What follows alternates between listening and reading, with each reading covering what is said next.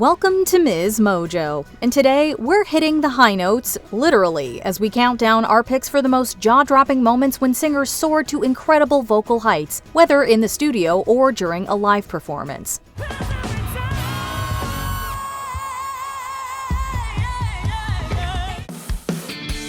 Number 10. If I Ain't Got You, Alicia Keys. Some people live for the fortune. Some people live. She may have chosen her name for her piano chops, but Alicia Keys' talent goes far beyond just that. The New York-born singer is a rare musical powerhouse, writing, producing, playing multiple instruments, and singing with one of the most expressive voices in the game. Some people want it all, but I don't want nothing at all. Keys puts those pipes to work on her 2004 hit If I Ain't Got You, where she croons about valuing love and connection over material things. Throughout the chorus, Keys hits and sustains a powerful high note, which she delivers with raw emotion and remarkable control. If it ain't you, baby, if I ain't got you, baby. It's a testament to her vocal technique that she can make such a technically demanding moment sound so effortless. Be warned though, you may hurt yourself trying to hit those exact notes. Number 9. Somebody to Love, Queen. Somebody to love.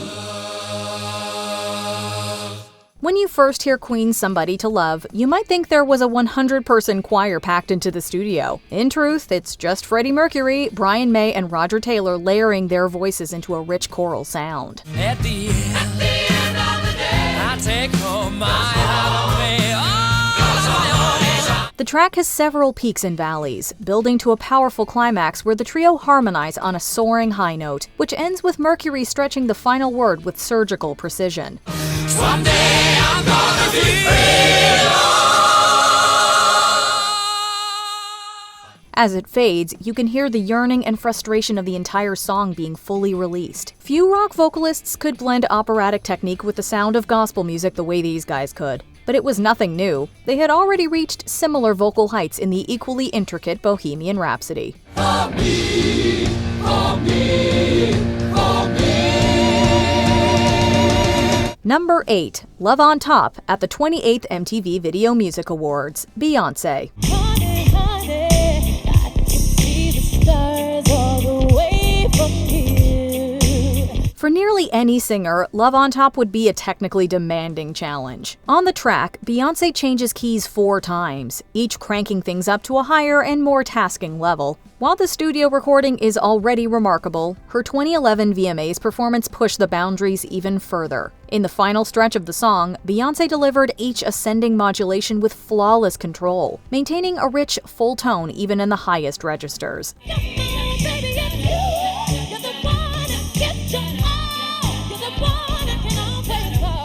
Hitting and sustaining multiple high notes in such quick succession would be difficult for even the most skilled singers, but Beyoncé made it look and sound so easy.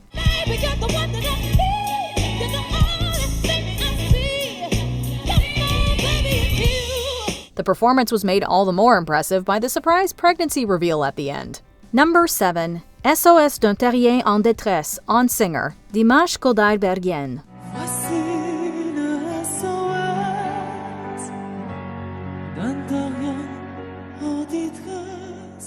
When Dimanche Bergien joined the Chinese competition program Singer in 2017, he was the youngest participant in the show's history and considered the wild card. But the moment he stepped on stage in the first episode, he quickly established himself as a fierce competitor.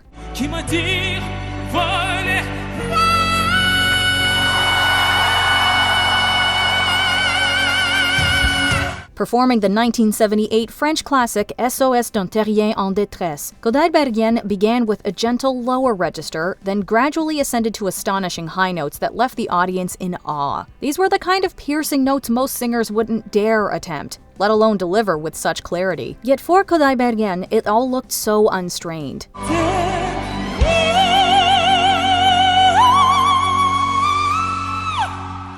In just about 5 minutes, the Kazakh singer introduced himself to the world as a vocal phenomenon, and ultimately finished as the runner-up. Number 6. Oh Happy Day, on Programa de Joe, Georgia Brown.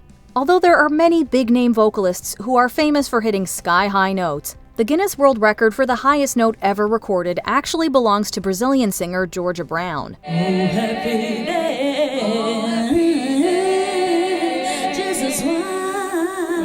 3 years before she snagged that title in 2004, Brown appeared on the Brazilian late-night talk show Programa do Jô to promote her debut album Black Nature. There, she treated host Jô Soares and his audience to a spirited rendition of the gospel classic Oh Happy Day. When Jesus was.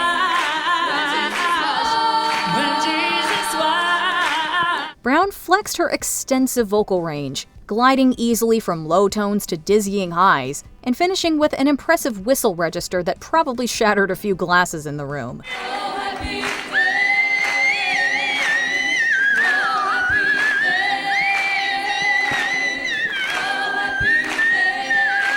Even after the performance ended, she continued to showcase her skills, all while seated. Number 5, All By Myself, Céline Dion. Originally written and recorded by Eric Carmen in 1975, All By Myself found new life in 1996 when it was covered by Céline Dion. All by myself, don't wanna be.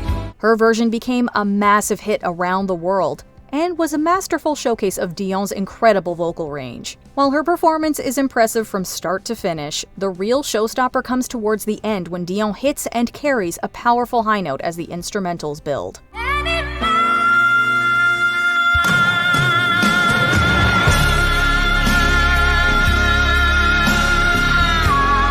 Apparently, when the song was presented to her, even Dion was unsure if she could pull off the challenging high note. But when producer David Foster suggested offering it to a more experienced singer, it lit a determination in Dion that pushed her to nail the note, reportedly in just one take. Well, he said, if you can't do it, there's other singers next door that can. Ooh. And that's all I needed to hit the note. Yes, I'm sure. Number 4, I Will Always Love You, Whitney Houston. I would only be in your way. Dolly Parton's 1974 country song I Will Always Love You was a tender ballad anchored by her masterful songwriting. But when it was revamped by Whitney Houston in 1992, the singer used her extraordinary voice to turn it into a soaring pop anthem. I will always love you. Throughout the track, Houston does what she does best, pouring her soul into every note. And just when you think the song is winding down, she reignites it for an explosive finale, during which she unleashes a gravity-defying high note that still gives goosebumps all these years later. And I will always love you. The roughly 40-second electrifying climax has become one of the most iconic moments in music history, and a key reason why Houston's version of the song is considered the gold standard. Always love you. Number 3, You Make Me Feel Like a Natural Woman, on American Idol, Kelly Clarkson. Looking out on the morning rain, I used to feel. Early on in the first season of American Idol, it was clear that Kelly Clarkson, the 20-year-old contestant from Burleson, Texas, was the one to watch. But what truly cemented her win, long before the finale, was her performance of this 1967 classic. You make me feel like a natural woman. Clarkson paid tribute to the legendary Aretha Franklin by bringing a stylistic edge to the soulful song. The moment Clarkson brought the entire room to their feet was when she soared into a high note that seemed to hang in the air forever. So alive. You make me feel. Her pitch and control were not only perfect, but she brought it back down with an impressive growl. For a young, then unknown singer to deliver something so taxing with ease, remarkable doesn't even begin to cover it. Number 2, Lovin' You, Minnie Riperton. Loving you is easy 'cause you're beautiful. During the recording of Minnie Riperton's 1974 hit single Lovin' You, the chirping of nearby songbirds was accidentally captured and left in the track. But when you hear that sound alongside Ripperton's voice, it's not so easy to differentiate between the two. Ripperton adds to the song's ethereal, almost lullaby-like atmosphere with her dreamy vocals that soar up to the whistle register during the song's bridge.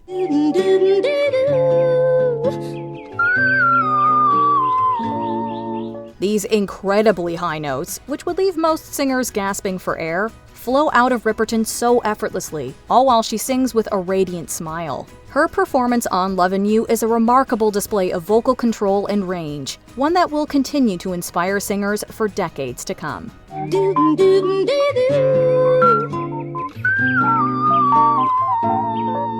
Before we unveil our top pick, here are a few honorable mentions. Kiss, Prince and the Revolution. A falsetto note so high it could kiss the sky. You don't have to be rich to be my girl. You don't have to be cool. Guinness World Records, Adam Lopez. This Australian vocalist set a decade-long record by hitting the D8 note live.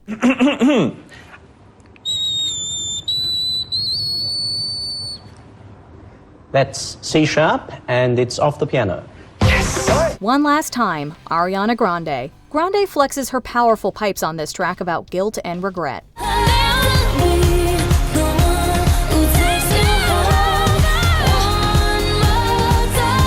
Dream On, Aerosmith. Steven Tyler puts on his trademark screams for one of rock's most explosive songs.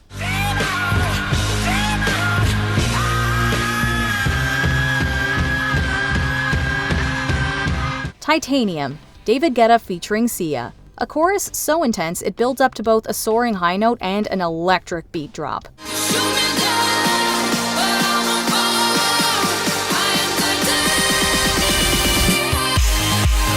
Before we continue, be sure to subscribe to our channel and ring the bell to get notified about our latest videos. You have the option to be notified for occasional videos or all of them. If you're on your phone, make sure you go into your settings and switch on notifications. Number 1. Emotions, Mariah Carey.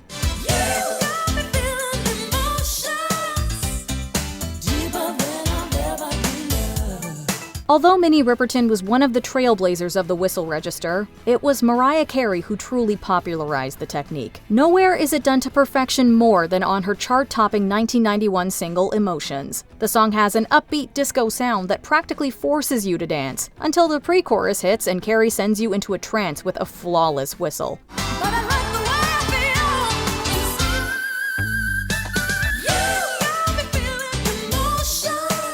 She does it again and again and again, making it seem so effortless that you forget just how much vocal mastery such a technique demands. For those who first listened to the song and doubted it was actually Carey hitting the high registers, she certainly cleared all those doubts when she performed Emotions on MTV Unplugged in 1992.